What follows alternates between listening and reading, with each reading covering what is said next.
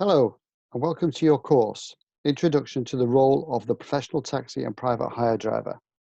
My name is Kevin Bregan, and I'm going to explain the full content of the course, of which there are 9 units. You will need to have a full understanding of each unit so that you are able to complete your examinations at the end of it successfully. The first unit we're going to cover today is what I'm going to refer to as Unit 1, Workplace Health and Safety. There are 3 outcomes in this unit.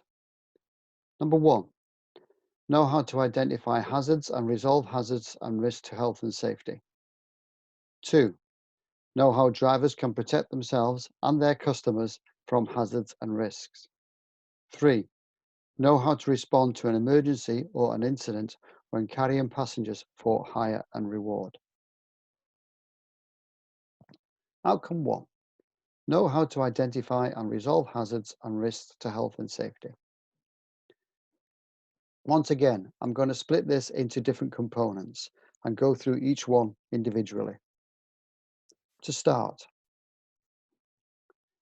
this unit is actually designed to promote the protection of the licensed driver against potential hazards and associated risks to their personal safety.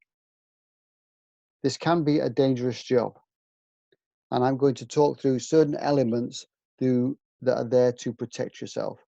First of all, physical injury. When I refer to that, I'm not talking about you being assaulted by a customer, but the fact that you are sat in your vehicle for long periods of time. This can result in muscle tautness, back injuries, etc., because you are sat in your vehicle for long periods in a sedentary position. Your health. Your health may suffer due to changing shift patterns, the wrong diet. Do not just grab fish and chips or a kebab.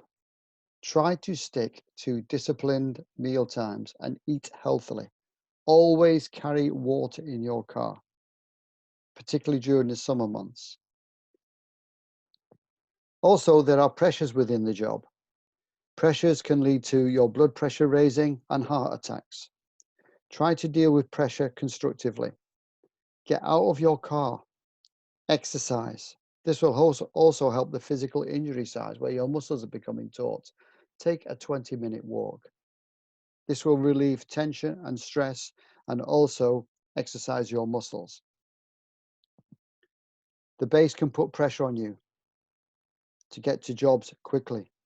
The customer can put pressure on you, particularly if he's got a train to catch, etc. Traffic, rush hour, that can create its own pressure. You will need to know how to deal with these so that your blood pressure doesn't rise. Abuse. Unfortunately, you may be subject to abuse from drunk or aggressive passengers. Do not rise and make it a confrontational situation. It could be even racist abuse. The customer is in your car 10-15 minutes. As I say, do not make it a confrontation situation. Once the customer is out of the car, then you could always report that customer to the base so that he is barred. He's excluded from being picked up again. That protects you and your colleagues from any future abuse. Robbery.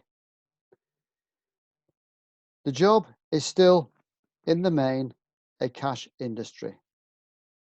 Customers know you are carrying cash. Ways to reduce this. Have your dispatch office instigate a prepay system where the customer pays for the journey beforehand over the phone.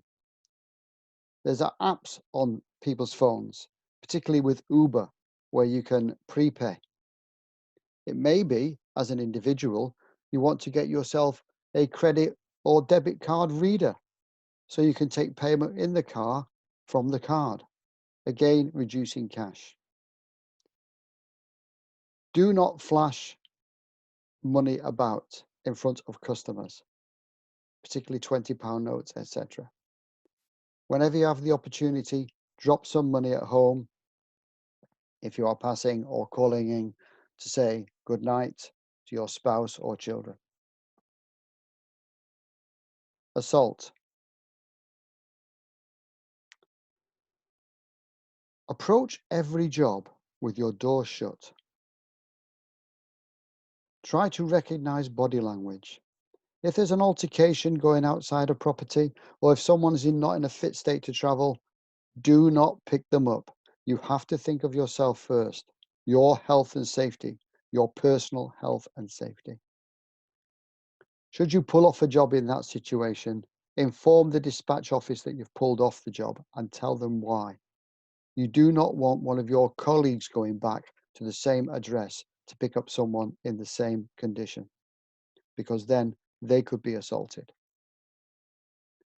As I said, this is a dangerous job, but please pay heed to the information I have given you, because should you not do so, it could end up in murder.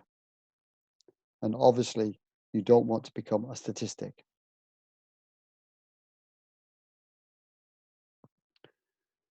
Within each unit, we will cover a regulation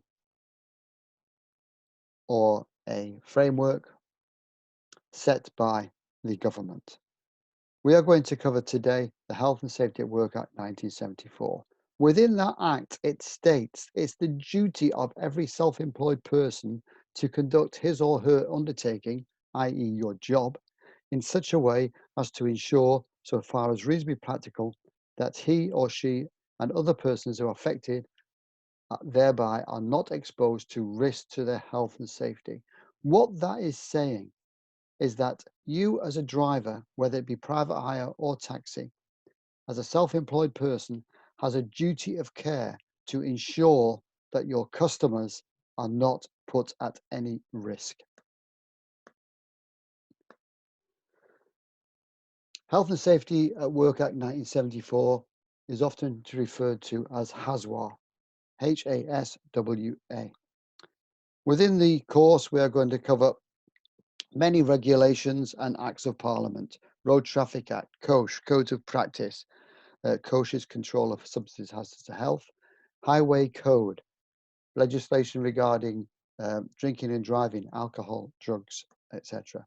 No smoking rules, Equality Act 2010, the Seatbelt Regulations, the Local Government Miscellaneous Provisions Act, Town Police Clause Act.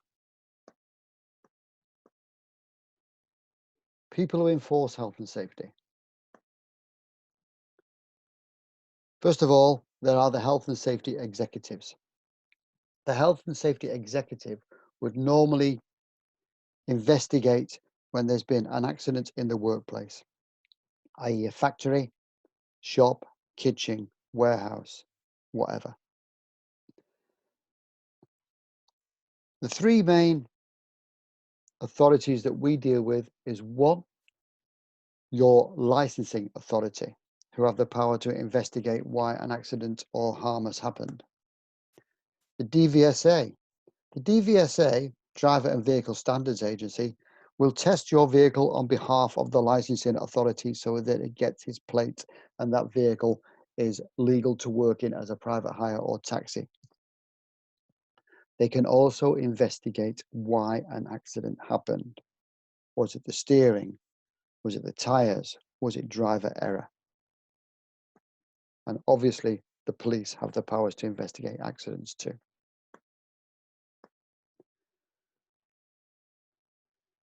Identifying hazards and risks that will affect people's health and safety. A wet floor is obviously a hazard. Should that wet floor puddle be in front of entry or exit doors, it becomes a risk because there's more chance of an accident happening because you have to go through that puddle to access the doors. Obviously, it's even more a risk should that floor be tiled or wooden. You have to remove that risk, make precautions.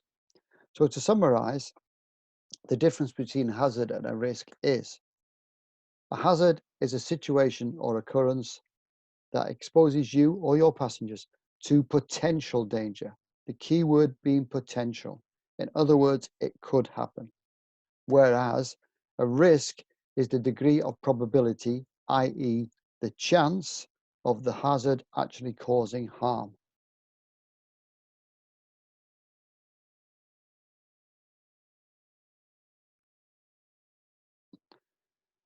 I'll give you another example of that before proceeding. Should you wake up, particularly in the winter months, and open your curtains and see that there's ice on the road, the ice on the road is obviously a hazard. The moment you start to drive on that icy road, it becomes a risk because there's more chance of the accident occurring. Risk assessment. There are 5 steps of risk assessment which you need to pay close attention to. The first one is obviously identifying the hazard, knowing what it is. Once you've identified the hazard, you should decide who may be harmed and how. Then you will evaluate the risk. How dangerous is it? And decide on what precautions you are able to take. Step 4, wherever possible, record your findings and implement them. Take action. Number 5, once you have done so, review your assessment and update your findings if necessary. Let me give you an example. You're driving along the road. It's a nice, clear, dry day, flat surface. A cyclist falls off his bicycle in front of you. Obviously, you need to brake quickly. Now you do brake, but your car doesn't respond as you expected it to. In other words, it didn't stop quickly enough. Fortunately, there's no accident, but it was a heart-stopping moment. Okay. Identifying the hazard. Well, the hazard is the cyclist who's fallen off his bike. Who could be harmed? The cyclist could be harmed because you could run over him. Step 3, evaluate the risk. How dangerous is it? Well, it's very dangerous. Of course it is, extremely dangerous. Decide on your precautions. What shall I do? I need to get it fixed, so I shall take it to the garage. It may be you have to get your car towed to the garage. It's too dangerous to drive. The following day, your car is ready. The mechanics at the garage phone you up to tell you to come and pick your car up. You pay the bill, they give you a receipt. On that receipt is a record of the work they have carried out, the parts they have used, etc. Step 5, you drive away from the garage. The first thing you may do is test your brakes. You are reviewing the assessment. Should they not be to your satisfaction, you will go back to garage, i.e., you will update if necessary. It may be the mechanic warns you to take it easy for the first 100 miles or so because he's put new pads on and you need to bed them in.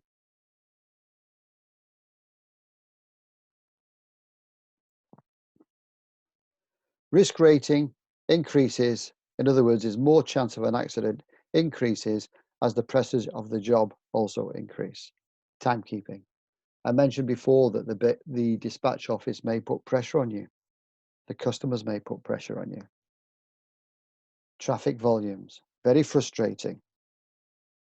Frustrating leads to increased blood pressure. The customer themselves may put pressure on you to run a red light, to overtake, etc. There is much more chance of an accident happening in that situation. You are in control of the vehicle and you have a duty of care to get that customer to their destination safely. Okay, more examples. Hazards. Friday, Saturday night. where people have had too much to drink and they may become aggressive as they come out of pubs and clubs, etc. Who's at risk? Well, obviously you are.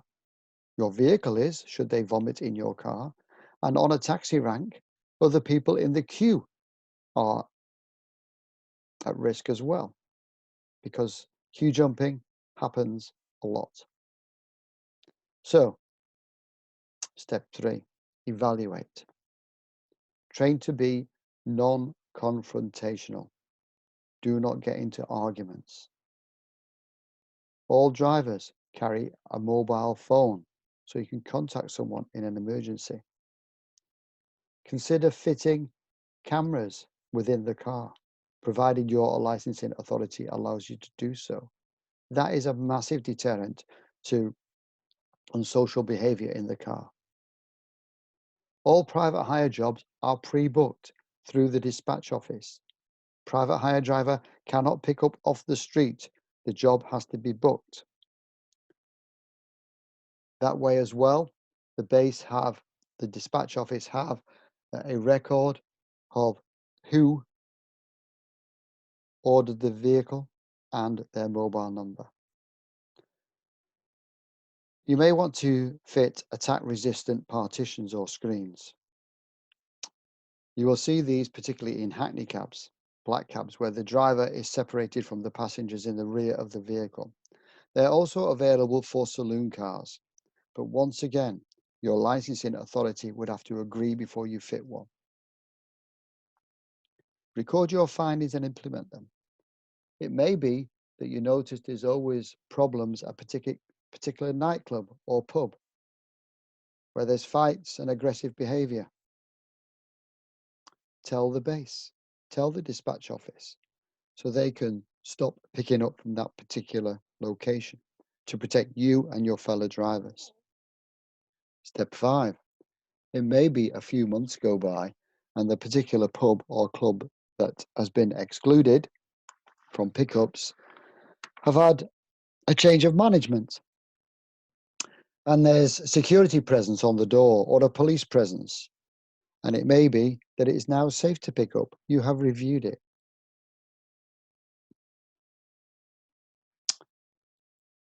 There's some completions I've put in for you on step 3, evaluating the risk and planning the precautions to limit any risk.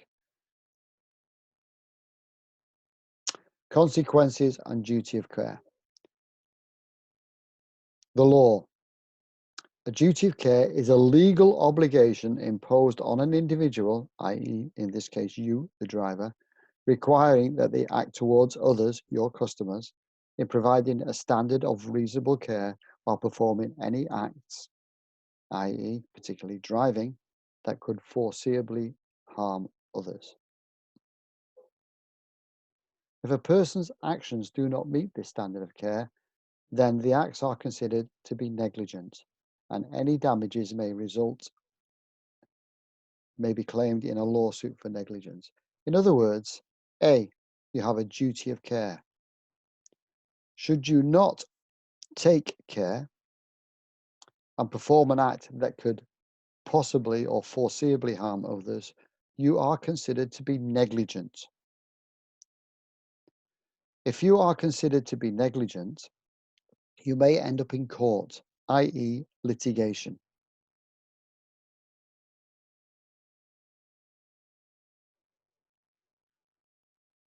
So, you could possibly be accused of negligence should you perform a dangerous action. The most common one is driving too fast. 2, failure to properly supervise, particularly the elderly or school children. You have a duty of care to look after your customers. 3, equipment defects. The sketch I've got there is where the ramp is not secured properly and the wheelchair passenger is falling off the ramp. Obviously, you are negligent. If you have any problems with any of your equipment, you need to take the vehicle off the road and get it repaired. 4, inappropriate or unacceptable equipment and technique. So, Technique. Let's say your ramp is fitted correctly, but you don't use the correct technique to push it up the ramp. Unacceptable equipment. In an accessible vehicle, you may have hooks and straps to secure the wheelchair, but they are not the correct hooks and straps to secure it properly. You may be accused of negligence. Consequences for not following health and safety. These can be very severe. The most severe, obviously, being injury or even death. Other consequences, there could be legal action taken against you by the authorities, i.e. criminal, or by the passengers, the customers, civil action. Both could end up in damages or jail. Financial loss, including vehicle off the road. No one's hurt, but your vehicle's damaged. You cannot work. You've got loss of income. It may be you need to rent another vehicle, in which case you've got extra money to pay out. Physical injury. It may be that you're injured. Nobody else. You're injured. You cannot work because of that injury. Uninsured losses. Because you've been considered to be negligent, it may be that your insurance company won't pay out. Even if they do, the following year you're going to have an increased premium and you'll also have an excess to pay. Your local licensing authority. If you're considered negligent, they could suspend your license so you cannot work, or even revoke your license, which means you're out of the industry altogether. We're going to talk about insurance. Obviously, you need to be insured. Your vehicle insurance needs to be covered against any third-party risk. Also, you may want to consider other things. First of all, let's talk about the insurance. Hackney drivers, taxi drivers, they need public hire insurance. Private hire drivers need private hire insurance. Both of these you are covered for hire and reward. They are specific to the taxi and private hire industry. Should you have any contracts with social services, local education authorities, or the local council, it may be you've got to have specific public liability insurance where your limit of liability is raised to a figure usually around about £10 million.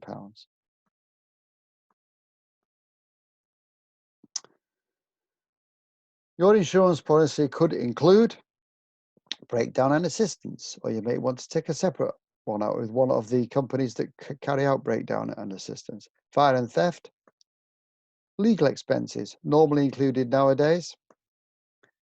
Loss of income can be added onto the policy. It is rather expensive, but does cover you should you not be able to work through any accident.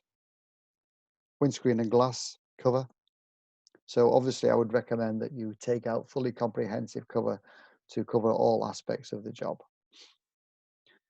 You cannot insure against certain things within your personal or your professional indemnity insurance. You cannot insure for intentionally being dishonest or a criminal act.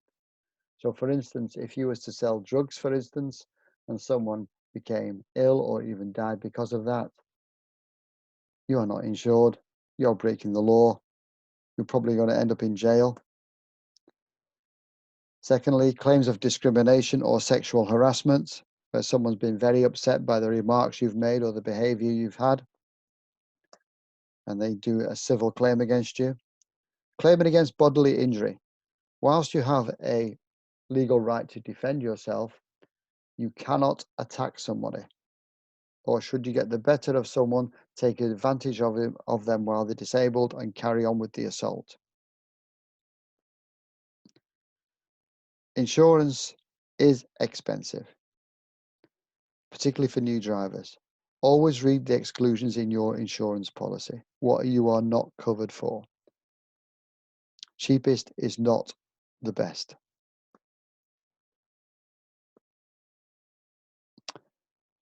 I mentioned earlier about physical injury. You are particularly prone to back injuries because you are sat in your vehicle for a long time. The word we're looking at is sedentary. You are sat in your vehicle for a long time. Sedentary means sitting.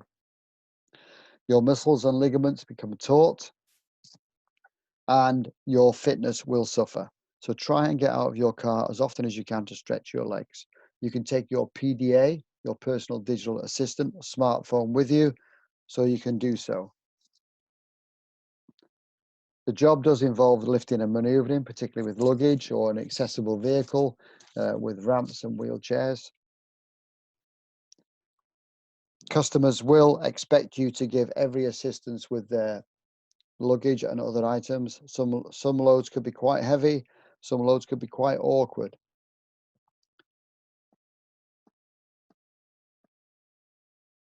So let's talk about loads. Incorrect manual handling accounts for roughly 36% of all work-related injuries. These can be split into categories: sprains and strains, your wrists, your ankles, wrist in particular when you're carrying, if you do not hold something properly and it slips, or a strain. A back injury, referred to as spinal injuries through incorrect lifting. Limbs, arms, legs. It may be something's not packed properly and it's got sharp edges, you cut yourself. So try to keep fit as best you can. I'm not suggesting for one moment that you all attend a gym, but it is of benefit if you do, or do some sort of exercise after work in your own personal time, whether that be swimming or running or cycling. Try and maintain that level of fitness and suppleness to reduce any torn, damaged ligaments, muscle strain, etc. So, before you actually perform a manual handling task, before you lift something up, ask yourself following questions. Do I really need to lift it? It may be I can use a mobile aid instead, such as a sack barrow, where you can wheel it on wheels. How heavy is it? Do a test lift. Just because something's small doesn't mean to say it's light. Just because something's large doesn't mean to say it's heavy. Do you need to get someone to help you lift the load into the vehicle? Should it be too heavy for you on your own, you can always ask the passenger to help you lift it into and out of the vehicle. It is his or her property, and provided they are fit and able, you may ask them to lift it in or out of your vehicle. Have you cleared a path and planned where you're going? It's no good picking something up and then coming across a closed door. Make sure your path is clear prior to this. Otherwise, you're going to have to put it down and start the procedure all over again. Manual handling. The correct manual handling technique is referred to as the kinetic lift. So to perform the kinetic lift, there are basics all the way through that you need to adhere to. First of all, adopt a good posture. Adopting a good posture is your legs apart, usually level with your shoulders. When you've adopted a good posture, it means you've got a firm and stable ground. You will then bend your knees.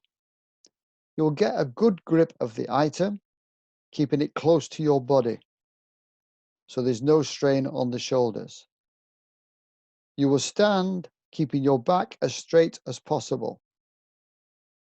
Should you want to get a better grip, you can place it somewhere at waist level so you don't have to bend down once again. So, feet apart, knees bent, good grip, load close to the body, lift with a straight back. That is kinetic lifting. That is outcome number 1 completed. We're now going to move on to outcome 2. Know how drivers can protect themselves and their customers from hazards and risks. As a new driver, you will need help and assistance on the job. We're going to talk through the personnel who can advise and assist you in that. Limiting personal risk and conflict. healthy lifestyle. Contingency plan. Contingency planning is knowing what to do in what situation, i.e. having a backup plan, or who can help me. Usually involves communication, your contingency plan. So the dispatch office can help a private hire driver, whether that be the dispatcher, the controller, should you have something wrong with money, the accounts department, and experienced drivers on the job. It may be a driver is allocated to help you in the first few weeks. This driver would become your mentor. A mentor is an experienced person who helps an inexperienced person gain knowledge. Always communicate with your dispatch office should you need assistance. Obviously, there's other authorized people that can help you on the job. Consider who could help you the best. There are, for taxi drivers, marshals controlling ranks in city centres. There's obviously the police, who are public servants and should be able to help you in difficult situations. Traffic wardens. You may have preconceptions about traffic wardens, but they can be of valuable assistance by you could ask certain questions. Excuse me, how long am I allowed to wait here? May I drop off and pick up from this spot, etc. Your licensing officers. You need to know your conditions for the private hire and taxi driver. Should there be something in there you don't understand, the licensing officers are there to help you. Although nowadays it's usually on their website. The emergency services, 999. Police, ambulance, fire service. Paramedics in particular can give you valuable assistance should you have someone in your car that becomes ill or has had an accident. Driver and Vehicle Standards Agency vehicle examiners. It may be you want to modify or alter your vehicle for some reason. DVSA examiner can give you advice whether it's feasible to do it or even legal to do it. Don't spend money first, always ask the question. The first one I mentioned was marshals controlling ranks.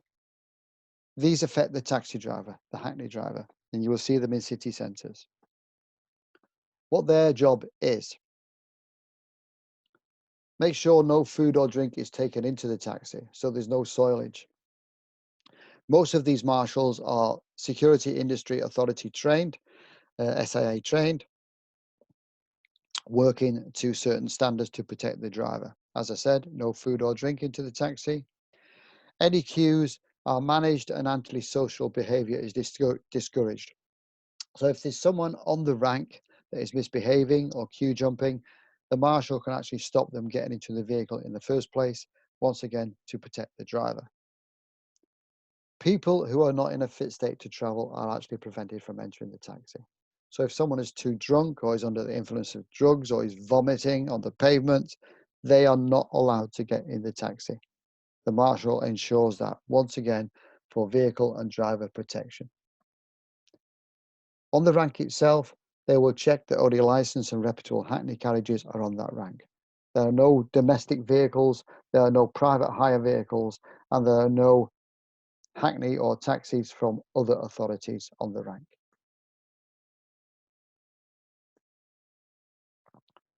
Your protection. Protecting yourselves and your customers against hazards and risks. There are a number of electronic components available nowadays for your safety and the passenger safety. On your personal digital assistant, or the app on your smartphone, or your data head, there will always be what is known as a panic button. Also, the PDA or the data head will have GPS receiver in it, so the dispatch office can accurately pinpoint the location of the vehicle and the driver who's in distress, who's pressed the panic button. I'll just inform you how this works. Should you be in a situation where you need assistance, you press the panic button or the panic code within your PDA or your data head. This will alert the base. They will use their GPS to track exactly where you are. They will send a message out to all the other drivers on their screen so that they know that a driver needs assistance and the location of where he is. In the office, all incoming calls are stopped and all dispatch work is also stopped to other drivers until the situation is dealt with. You could also fit in-car security cameras. These are a massive deterrent against aggressive and rowdy behavior, but you do need to have licensing authority approval before you can fit a camera. The camera itself, normally situated on the rear view mirror with a wide angle lens. Any images or recordings will go into a memory box, which is inaccessible to you, the driver. But the only authorized people to download images or film are the police and your local licensing authority. So once that goes into USB by the authorized person, on their screen, they can get the images or video recording. How the camera works, it can simply be a still shot when the vehicle door opens, with a hackney or taxi driver when he starts his taximeter. It can maybe you just want to use it in emergencies. So the panic alarm switch or just on the vehicle brakes. As I said, it can only be downloaded by authorized persons, police and local authority. Every image or film is date stamped and time stamped and has the vehicle registration details displayed. So the person viewing the images can see when the incident took place and in what vehicle. As I mentioned, I'll just reiterate, licensing have to agree before you fit a camera. Polycarbonate shields or screens. You will see these in black cabs, hackney vehicles, to protect the driver, which separates the driver from his customers in the rear. Sometimes there's also a metal grille over the top of these. Now, whereas these are obviously the massive pro for the driver is it reduces bodily harm, such as knifing or strangulation from the seatbelt. However, in private hire, where you're trying to build up a relationship with your customers, you may feel that you're trapped in a cell, so you can't communicate properly. Law-abiding passengers don't like them. They also like to build up a relationship and have a chat with the driver.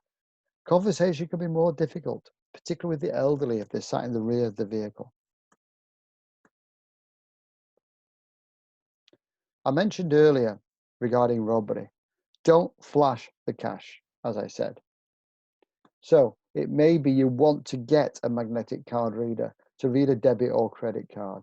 Offload money at home if it's practical, if you're passing, if you're calling in for your tea or to say good night to your spouse or children. If you have £20 notes, you are not going to give them as change. Put them somewhere in the car, safe, in the boot, in your first aid kit, in a compartment that's not obvious. Should there be certain areas where there's been a history of robberies or people running off without paying, the base may want to initiate a trade embargo, an exclusion list, a blacklist for picking up or dropping off in that particular area. You may want to carry a personal alarm, but don't forget you do have your panic switch within your car as a private hire driver.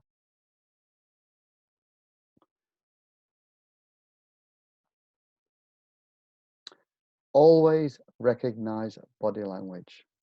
Read a situation. This is to protect you. This is something you will learn over a period of time. When you're parked up or you approach jobs, do so with your doors locked. Do not wear expensive jewelry. There's no need. Keep small amount of change. As I said, don't flash £20 notes. Keep your windows up. So when you approach a job with your doors locked, have your windows open 3 to 4 inches so you can communicate with the passenger safely. When in doubt, ask the passenger to sit on the left side of the seat, not directly behind you. The majority of passengers will enter from the near side as you pull up at the pavement or the curb, and either get into the front seat or the rear seat and sit on the left side. Should they move across to the right-hand side directly behind you and they're on their own, particularly if it's a male customer, I would feel at risk. I would not be very comfortable with it. I would ask them to move over to the left-hand side. Should they not do so, I'm afraid I would refuse to take them on the journey. You must consider your own safety.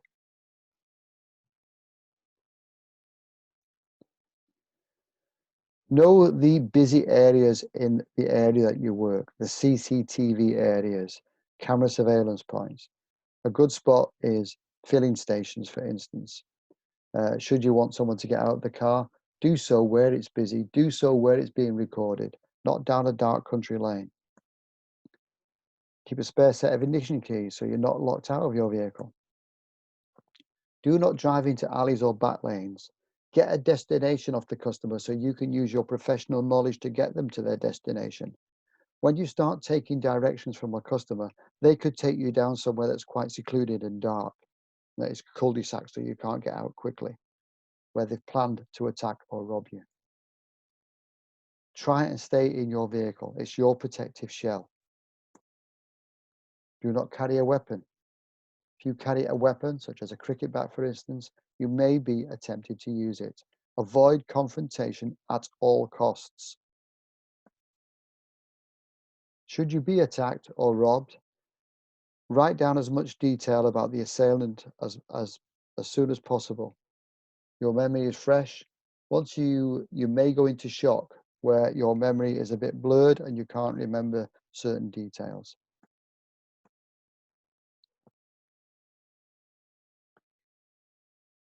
Before setting off, if the customer wants a set fare, agree before you set off.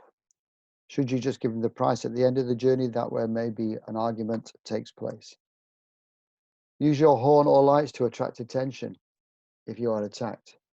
Besides pressing your panic button, you may want members of the public to help you or passing motorists. Carry an emergency card, which will help ambulance, paramedics, medical staff arriving on the scene to treat you urgently.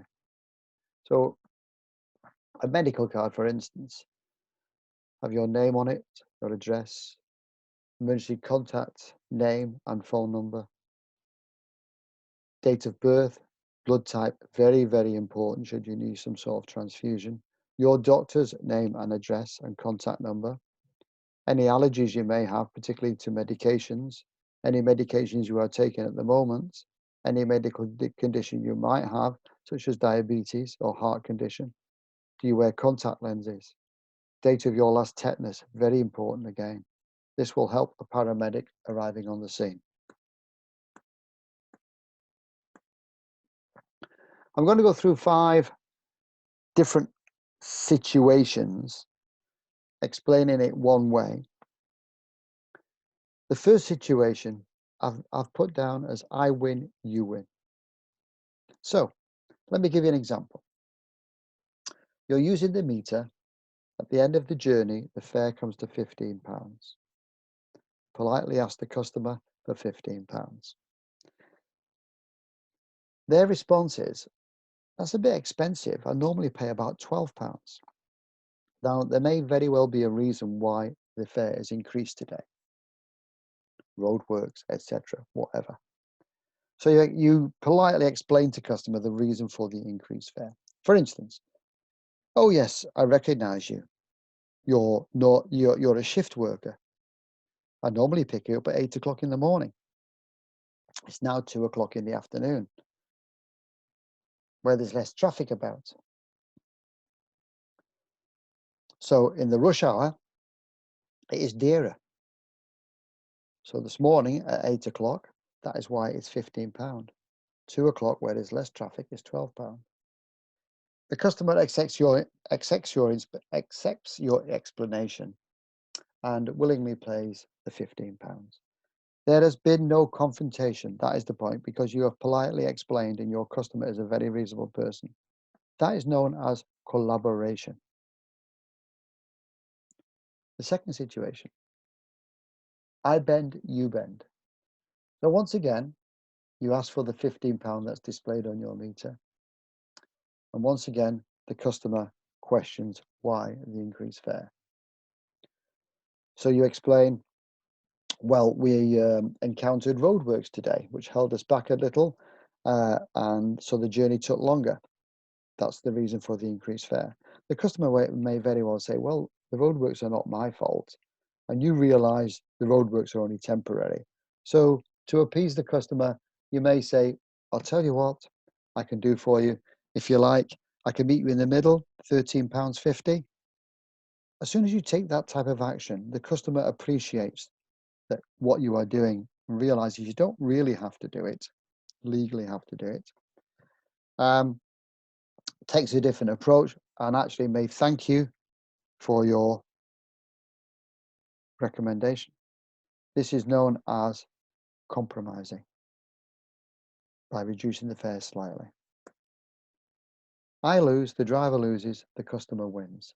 £15, please, but I pay £12. But yes, the roadworks today have increased the fare.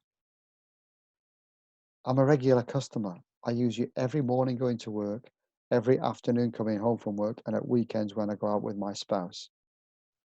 You realize this is a valuable customer. You don't want to upset them. So you accept that you will take the lower fare of £12, the regular fare of £12. This is known as accommodating. You've accommodated the customer's wishes. You cannot accommodate every customer because you may be losing money. But on this situation, perfectly acceptable to do so. You certainly don't want an argument with a regular customer and lose their future business. You lose, i.e. the customer loses, I win, the driver wins.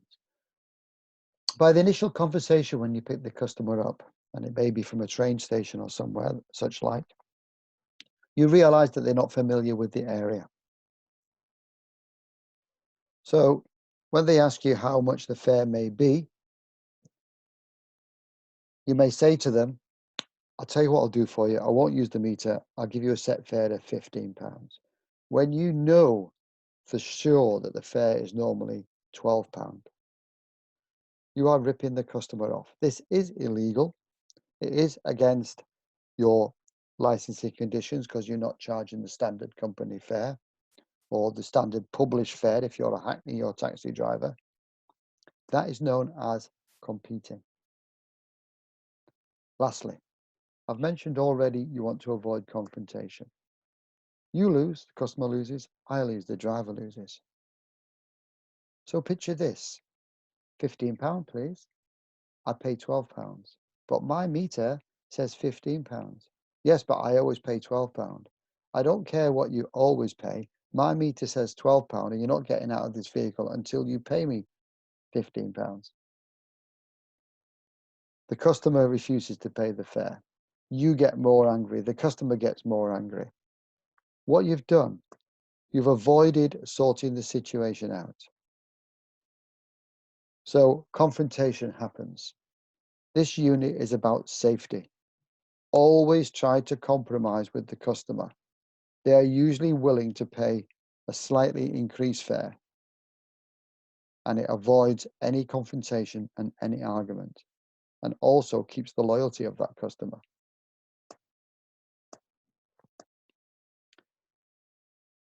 Runners. Someone who runs off without paying the fare. The official word for a runner is a bilker. So, bilking is a common law offence punishable by imprisonment or substantial fine under the 1968 Theft Act.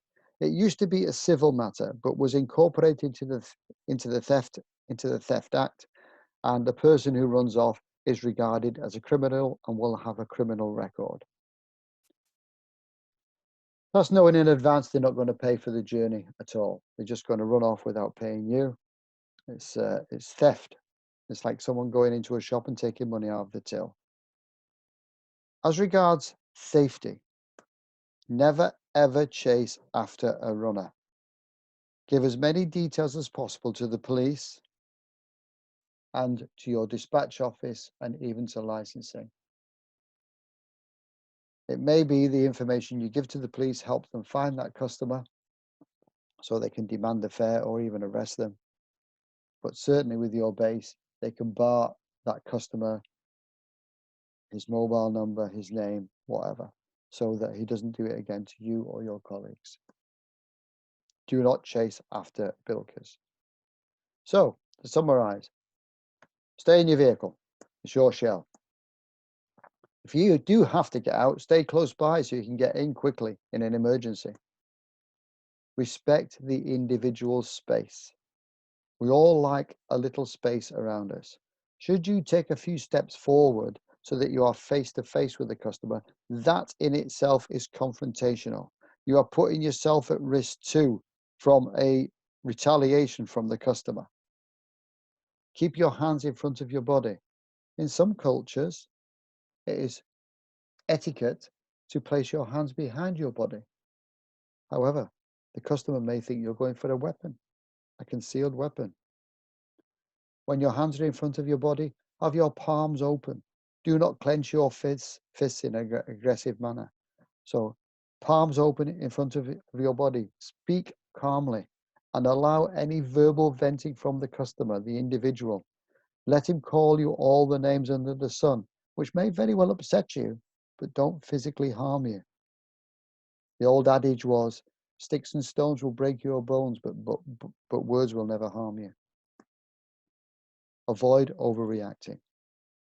The moment you react to any action or words from the customer, you've lost control of the situation and it will escalate. Don't be baited by challenges, i.e., if the customer says, come on, you and me, let's have a go now, let's go at it.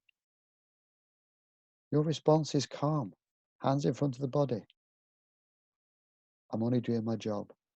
I don't want to fight you. Don't make matters worse for yourself, please. Remain in thinking mode. Remain calm. The moment you get emotional, you've lost control of the situations and anything could happen, either to you or to the passenger. Don't end up in the mortuary or don't put someone in the mortuary where you are going to be arrested for murder or manslaughter.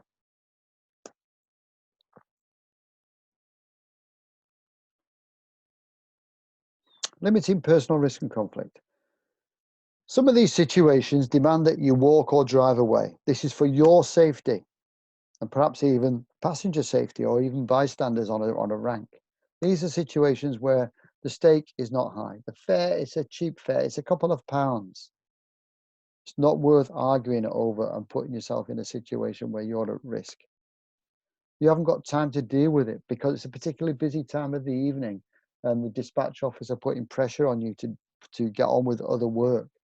So you are losing money whilst you're arguing over a few pounds with the existing customer. You've got more important issues to deal with. It may be you have a VIP that you look after on a regular basis and you do not want to be late for that customer because you will jeopardize any future bookings.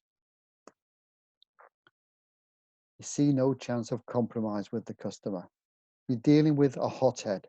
Doesn't matter what you say or how you say it, you've got no chance of getting the fare. Make a note, get all the details, give them to the police and to the dispatch office. You are emotional. As I've already said, the minute you become emotional, you've lost control of the situation. Realize you're losing control. Take a step back. This is not cowardice.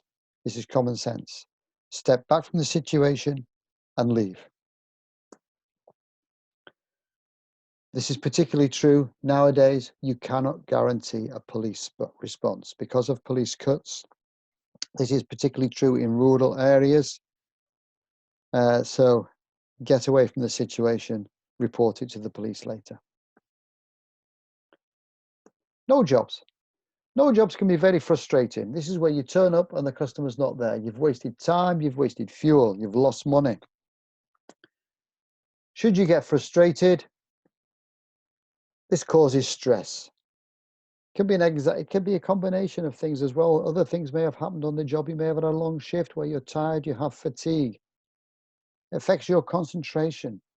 It affects your duty of care because your concentration is down.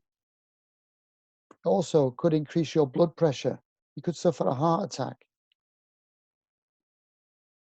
As I mentioned with stress, go on a break, get out of your car, have a walk, take in some fresh air, and calm down. Or go home. Tomorrow is another day. If you are stressed, you may take it out on the next customer who is completely innocent.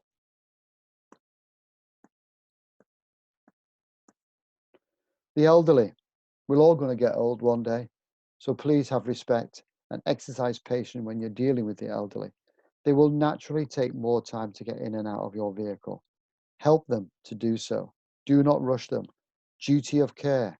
Should you rush that elderly person and they have an accident, you are negligent because it was reasonable that you could foresee an accident occurring because of you rushing them. Parking problems and full ranks. It may be pick up and drop off is difficult because of the parking situation. You do have text back nowadays. You can text the customer back and they come out to you, so you're not actually parking up. This obviously relieves that. Difficult customers can give you stress, give you anxiety. Language barriers, communication.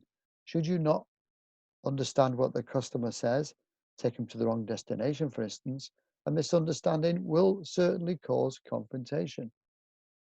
So understanding what the customer says is particularly important. It is not condescending to ask them to repeat back. And it is also not condescending for you to repeat back and confirm their instructions. Obviously, it's particularly important that you as a driver have a clear understanding of the English language. One of the biggest complaints, particularly in the private hire industry, is driver not understanding English and making mistakes because of that. Road conditions and traffic holdups can obviously cause frustration, anxiety, stress. Please be patient. Find an alternative route if possible. So, I've mentioned you should exercise. Perhaps you want to join a gym. Perhaps you want to start running, cycling, or swimming. Eat a balanced diet. Eat healthily. Carry water. Eat at set times. Keep problems in perspective. Don't make mountains out of molehills. Most problems can be resolved by communicating.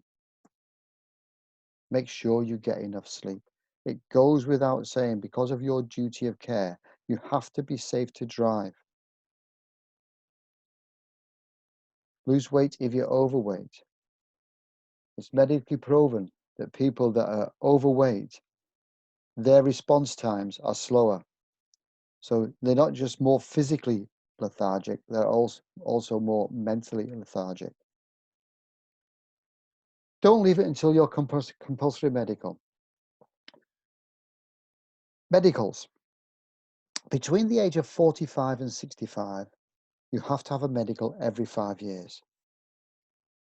After 65, you have to have a medical every year.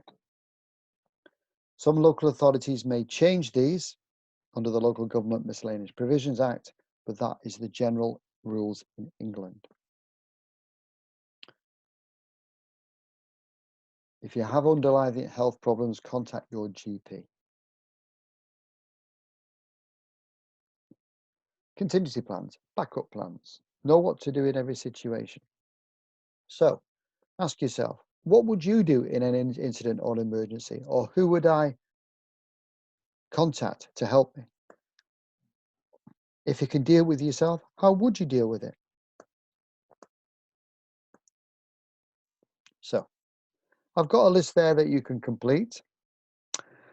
I'll leave it on the screen for a short while. I'll tell you the first one, for instance, vehicle breakdown. Well, obviously, if your vehicle is an older vehicle, the probability is higher than if it's a brand new vehicle. Should you break down, what is your contingency plan? Well, first of all, due to a duty of care, I have to protect my passengers. And if I break down in a dangerous situation, obviously protect other road users. I would alert the emergency services, police. I would contact my breakdown service. I'd also contact, if I'm a private hire driver, the dispatch office and reassure the passengers that a replacement vehicle is on the way. It is your duty of care to stay with the passengers at all times until they can continue on their journey in a replacement vehicle. As regards the other 7 incidents or emergencies I've listed, I'll let you write them down now, and you can complete the probability and the contingency in the classroom.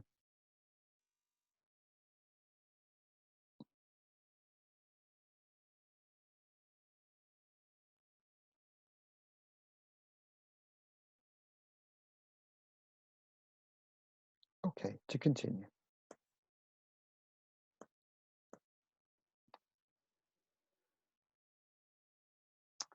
To be prepared for emergencies and carry out recommended equipment as required under your local authority, please check your conditions of license. You must have your vehicle's own emergency toolkit, which includes a jack and wheel brace, should you have a puncture, etc. You need a spare wheel or a space saver should your licensing authority allow it. Some licensing authorities insist on a full-sized spare wheel. Check in your conditions. Fire extinguisher. Fire extinguisher, the correct type and up to pressure, that'd be a dry powder type, correctly stored in a bracket, easily accessible. So on the caption I've got there, it's alongside the driver's seat in a Hackney cab. It may be in a saloon car that it's in your boot, in a bracket or a cage. Warning triangle, if this is in your license conditions, you must carry a warning triangle. Now with a warning triangle, you must never ever use a warning triangle on a motorway. Breakdown on the motorway, you're on the hard shoulder, evacuate the car from the near side if possible, get you and the passengers over the barrier out of the way.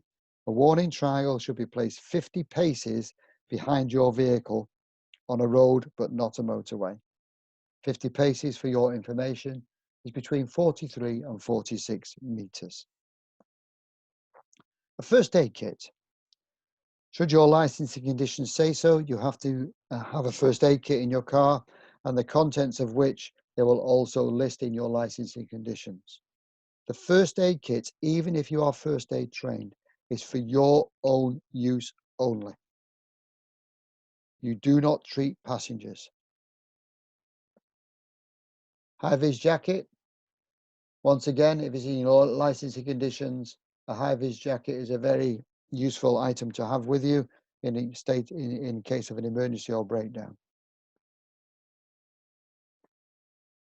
And to complete, we're now going to move on to outcome 3, having completed outcome 2.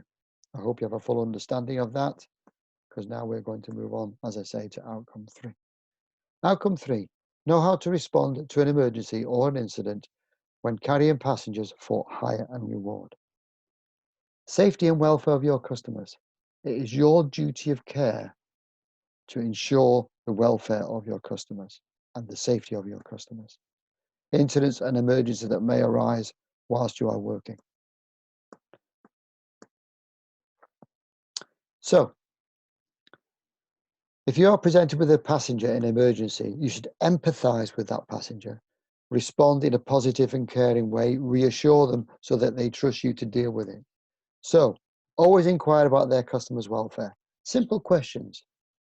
How do you feel? Do you want me to stop the car? Do you want the windows open? Do you want to go to A&E, etc., etc.? Do not ask personal questions. Offer appropriate assistance, as I've mentioned. So, those measures could include A&E, a women's refuge if there's been domestic abuse, the police station even. Always follow the customer's instructions.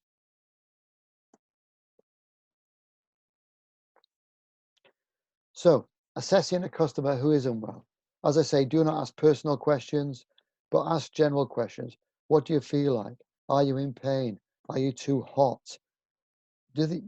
Assess yourself. Are they unusual colour? Are they sweating? Has this happened to you before? Are you a victim of an assault? Are you diabetic and need to take some insulin? In which case you may need to stop the car. Are these symptoms unusual? As I say, has it happened to you before? If it's happened to them before, they will normally know how to deal with it. They may simply say, take me home. I need to take my medication. Follow customer instructions.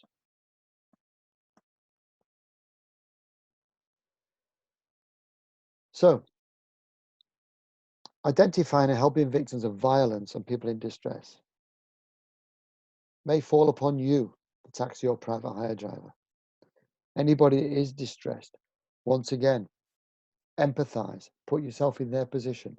That way you can be more helpful because you know how you'd feel like yourself and what sort of help you would require in that situation. Offer a choice of destination once more. Would you like to go to hospital? Would you want to go to the refuge? If you are at risk at home, do you want to go to the police station? Use your knowledge and experience to guide that person and inform them of the choices they may have. Do not counsel. What I mean by that is do not interfere in their lives. Don't advise them what to do. Let them tell you what they want. All you can do is make certain suggestions. Remain discreet. Now, if what has happened to the customer will help the dispatch office and other drivers in future situations, it's perfectly all right to share what you did. However, do not make it gossip. Have complete discretion regarding the customer's situation, if that is what's required. Vehicle breakdown. Park your vehicle as safely as you can. Put your hazard lights on so you're alerting other motorists that you are in a breakdown situation, particularly if you had to park up in a difficult place. Evacuate your passengers from the near side, not the roadside or the lane side. Get them out onto the curb or the grass verge. Get them out of danger. On a motorway, get them behind the barrier. Wear your high-vis jacket if you have one, and place your warning triangle, as I've said, 50 paces to the rear of the vehicle, but never ever on a motorway. If the vehicle is in a hazardous situation, besides having your hazard lights on, contact the police so they can attend and do some traffic management. Protect and reassure your passengers at all times. It is your duty of care.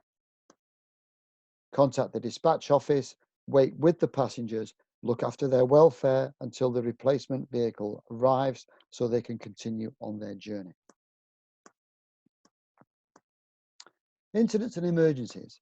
It may be you're first on the scene of a road traffic accident. So you should take the following actions. First of all, alert other traffic and other motorists by putting your hazard lights on. Wherever possible, if you have time, put your warning triangle 50 paces to the rear of the vehicle. If you have a passenger in the car, perhaps they could do this for you.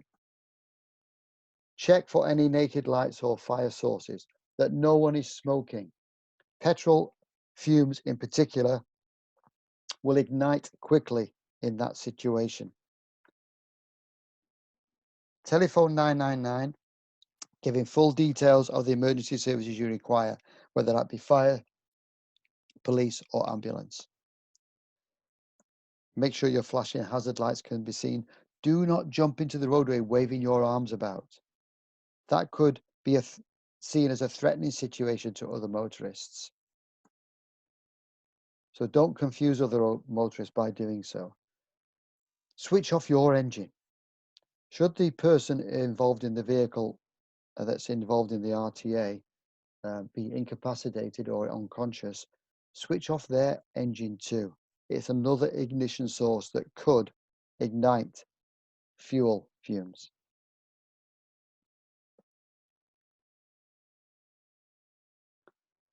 When the paramedics or ambulance staff arrive, give them as many details as possible. And before they arrive, do not move any casualties, even if you're first aid trained. However, if they are not breathing, they're in need of resuscitation or CPR, or they're in immediate danger from fire, the car is on fire, chemical spillage, etc., you have to move them. They are what we know as in mortal danger. In other words, they will die anyway should you not move them. Get them out of that vehicle. Use CPR to resuscitate. Drag them away from any fire or chemical source. Anybody that's not injured, that's been involved in the accident, get them away from the scene to a safe area. Hopefully there's other people attending by now that can help you to do so, as these people may be friends or family of the people hurt in the vehicle and be in a panic situation. They are a hindrance to the situation. Should anybody be in shock, give them something to keep them warm. A blanket, your coat. Never ever give anybody something to eat or drink, as it may well be they have internal injuries where they need some sort of surgical operation later on. Give as many accurate facts as possible to the staff that do arrive. What you have done, who is injured, where they are, what type of injury they may have.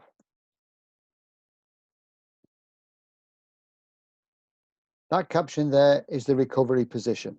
So, should you need to resuscitate someone through CPR and the breathing is established, that is the position you would put them in so that they do not choke or vomit and the airway does not become blocked. So, you've only moved them, don't forget, if they're in mortal danger. Airway in this situation is kept clear and open. Breathing is established and maintained. Now, if someone is bleeding quite heavily, circulation. So circulation has to be maintained. Therefore, any severe bleeding in particular has to be restricted. Not stopped, restricted. So the tourniquet should be tight enough to stop the main flow of blood. So it's down to a trickle.